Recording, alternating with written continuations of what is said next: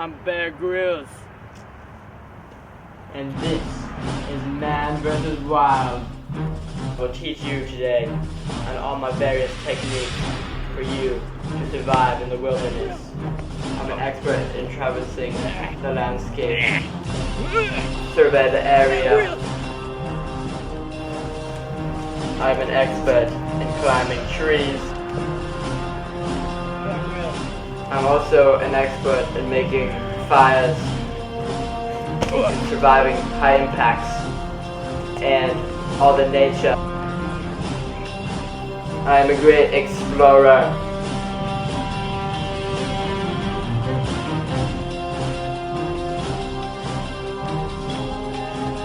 I'll help you make superior shelters out of wood and to be able to hunt various animals.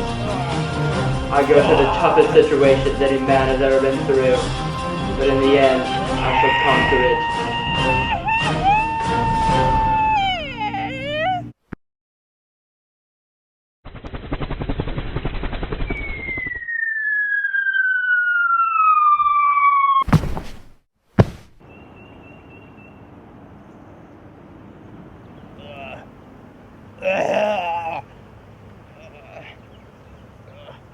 Bear Grylls has landed in the tundra of grass.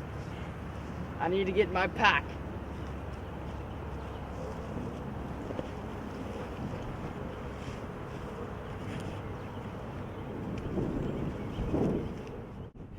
When you're in a survival situation like this, you must survey the land. Observe how I pace about checking my environment. If there's an unknown object, I will thoroughly check it out. This place is a good one. Time to move on.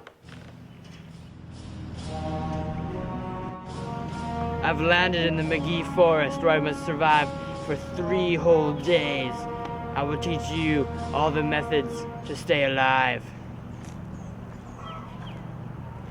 As you see, there's a white spruce tree native to this area.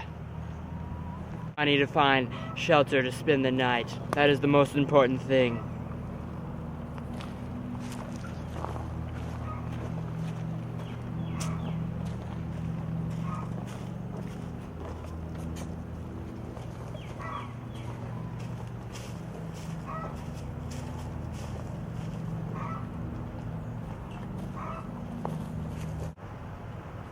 This is one lucky find, a natural house of wood.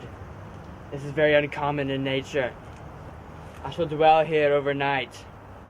I must now use this ample amount of wood to build my fort. This is a good one. This is a good one too. These are really good ones. Now I'm building this fort. Okay, I stopped building the fort. I go for the pyramid formation, but it's not working out for me. And so I go onto the wild air conditioning unit, which is very handy.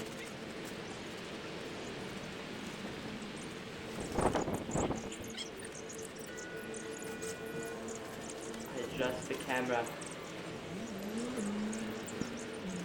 I wait, and then I start up again. Continue on the ground because the air conditioner was not functioning properly. I got the large piece of wood for more structure. I'll stay here for the night. It's very comfy. Wait, don't show that! This is my beautiful shelter for the night. We will continue to explore the wilderness. Come.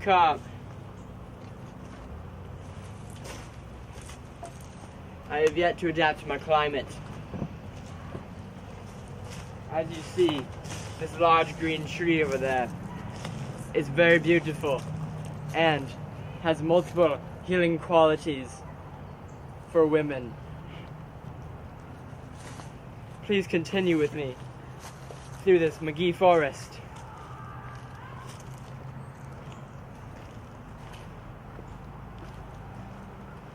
As you see, this is the rare white leaf from the forest here on the ground. It's very dirty.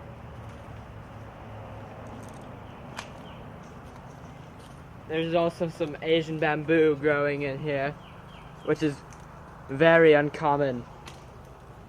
It is a sign of survival.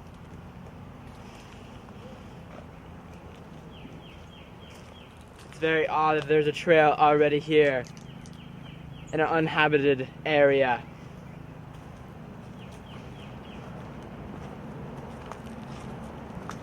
You see this leaf right here.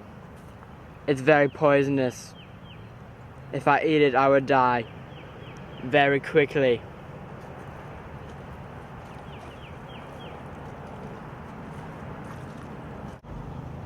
It is getting very cold now.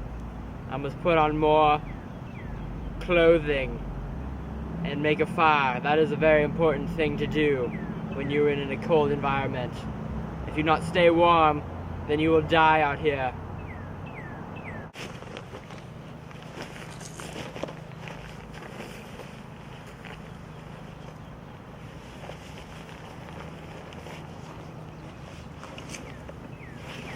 Let's continue now through the woods and the trees.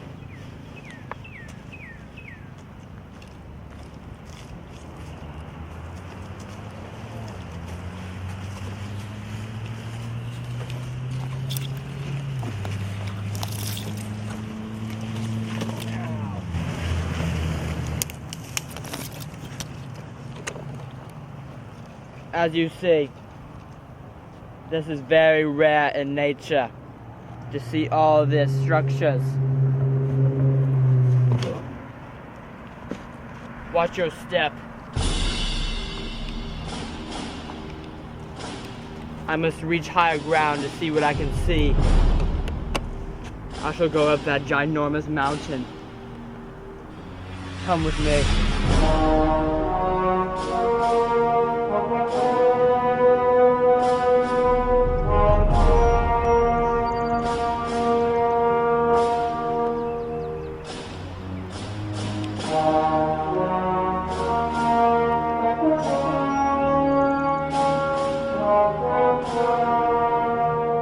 My legs give way because I'm getting very weary now. I start to crawl my way into a shelter nearby that is very handy in a situation like this.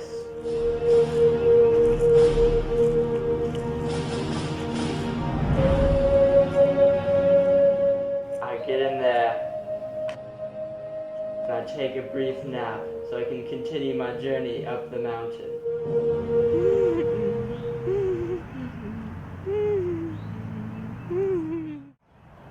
I'm starting to perspirate from all this coldness around me. Now we must continue on our journey up the mountain. Come with me, it'll be dangerous.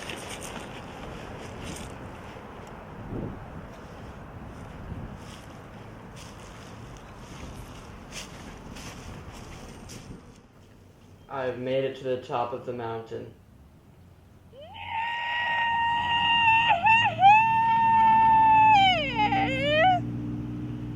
Oh, great bearing on where I am.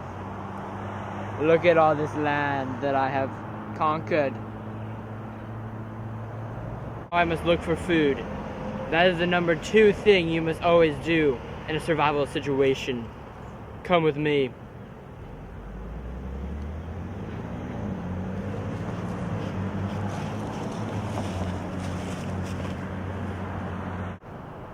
When you're in a survival situation, make sure you always have your giant knife. Like this. Now we shall hunt.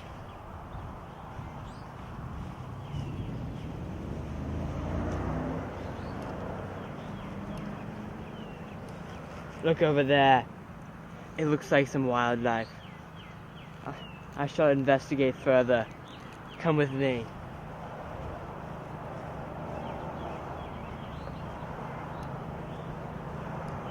Wait. Do you see that? That is the rare orange wildcat. It is adapted to be very fat. Its blubber keeps it very warm in this icy climate. This will make a great meal for me. It's high in nutrients. Come, I shall kill it.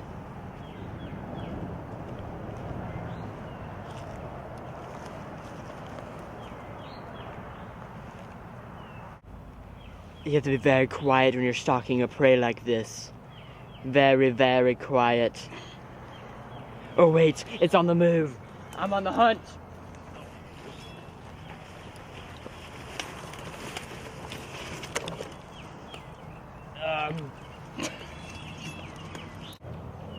I have lost this wonderful source of food. Now, I am in for it. It is time to move on now. Oh wait, I see it!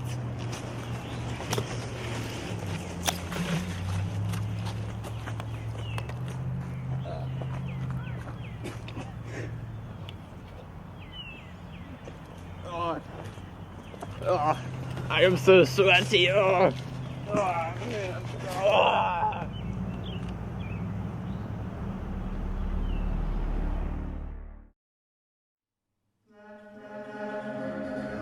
Characteristics of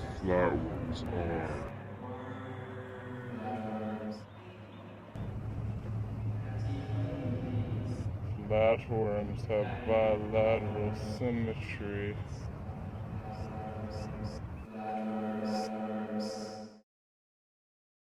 My medical man is now attending to me, because I am now aware that this is a hot climate, and I should not have worn all of these clothes. Oh my! I had a vision! Do you know anything about flatworms, sir? I do not. I'm sorry. I shall investigate this further. I am super duper curious. Your hat, sir. Glaciers.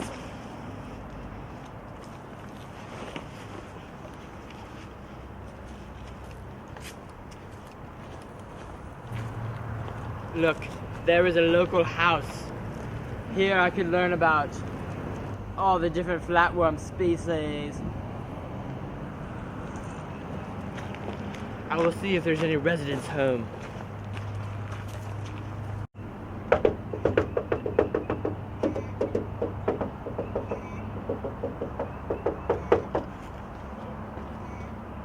Sir, do you know anything about the Platyhelminthes? What? Do you know anything about the Platyhelminthes? No. Well, you should. Wait. Sir, this is my private property. I need you to leave right now. You and your crew just need to get out of here right now, okay? Thanks. Bye. I need to find out more. We shall permeate the premises. Follow me. I decide to venture into the back of the house, where I shall pick the lock and enter.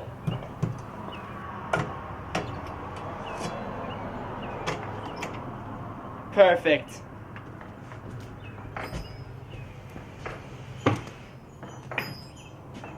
This is a very nice house. I bet they have a computer with loads of information on it. Let's go see. I found the computer. That man was lying all along. He had this. Now I'll also watch it. Cameraman, hit the lights.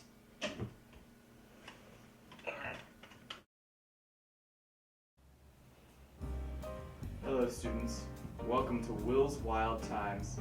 Today, we will be riding the crazy roller coaster of flatworms. Me and my friend here, Bingley, will be telling you all about them, about their characteristics and whatnot. So let us go on this fantastical journey. Here are some key characteristics of flatworms. They have bilateral symmetry. They are acollimates, which means that there is no fluid between the endoderm and the ectoderm. There are 20,000 different species. That's a lot, isn't it, Bingley? It is. They have thin, flat bodies, like a ribbon. Most are parasites. Their habitats are in their host or in watery places, such as marine water, fresh water, or moist land. They feed on dead or slow-moving organisms.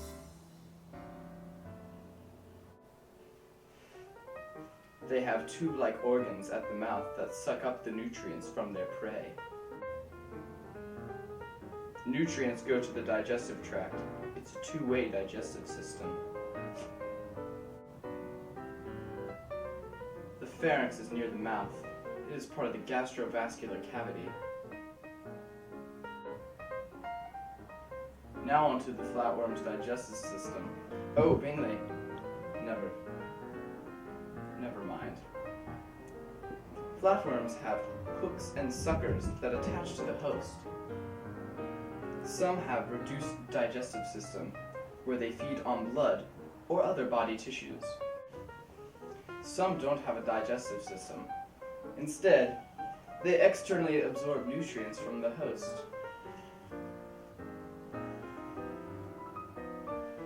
Thank you. Now we will learn about systems and functions. They don't have circulatory or respiratory organs because they are so thin.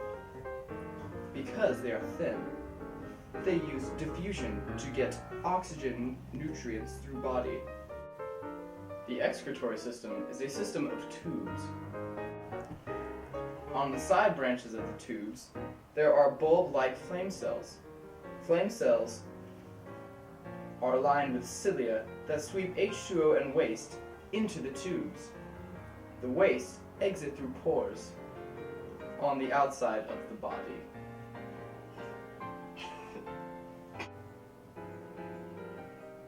Oh, sorry. Now onto the nervous system. The nervous system regulates response to stimuli. The nervous system consists of two nerve cords with connecting nerve tissue that run the length of the body. It looks like a ladder. At the anterior end, or the head, is a small swelling composed of ganglia that send nervous signals to the rest of the body.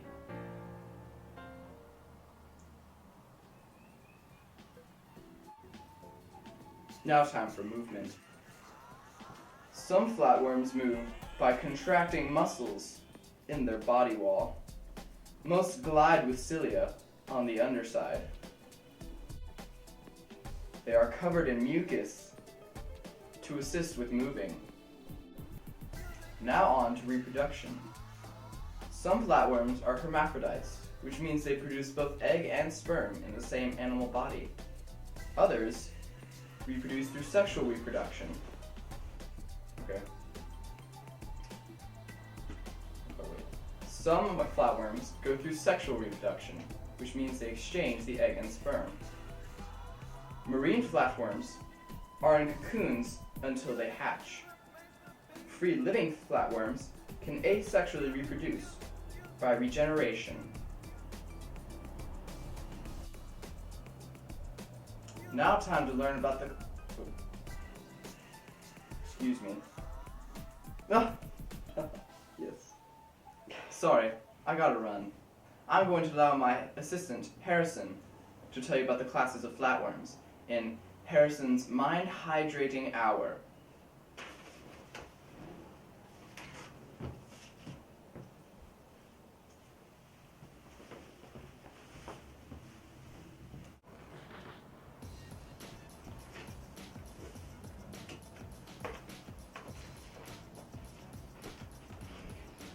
Hello.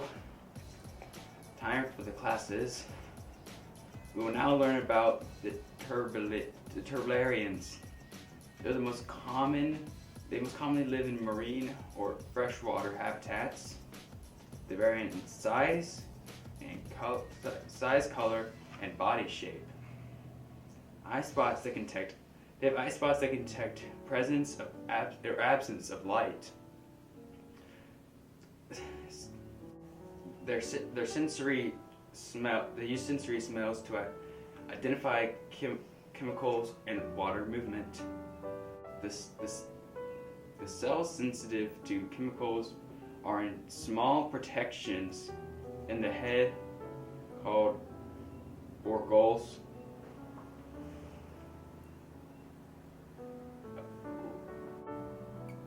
The next class is trematodes.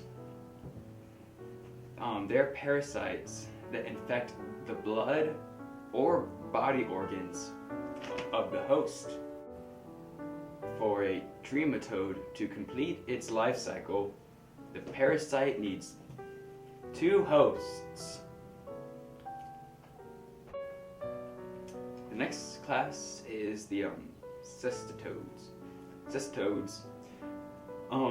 All tapeworms are members of this class. They are adapted for life in the intestines. On the head of a tapeworm is a structure called the scolex. That's cool. The scolex is a knob-shaped structure. Behind the scolex is a series of individual sections called the proglottids, which contain muscles, nerves, reproductive organs, and flame cells. And that is all of the classes. Thank you. Turn on those lights, cameraman. That was a really awesome video. I learned many things, but now I am still hungry and I must search for food in the shelter. Come with me and see what we can find.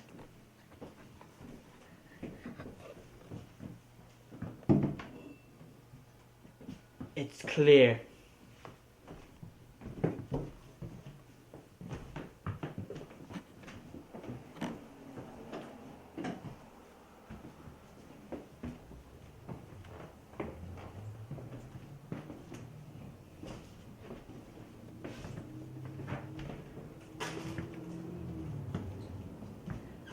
I have found so much food. The mother lode! Look at all this food. Look at all these sprinkles.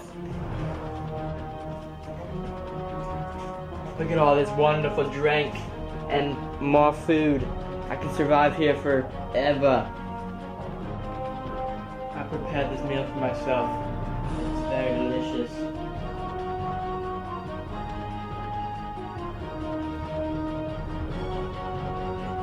What's going on here? Why are you in my...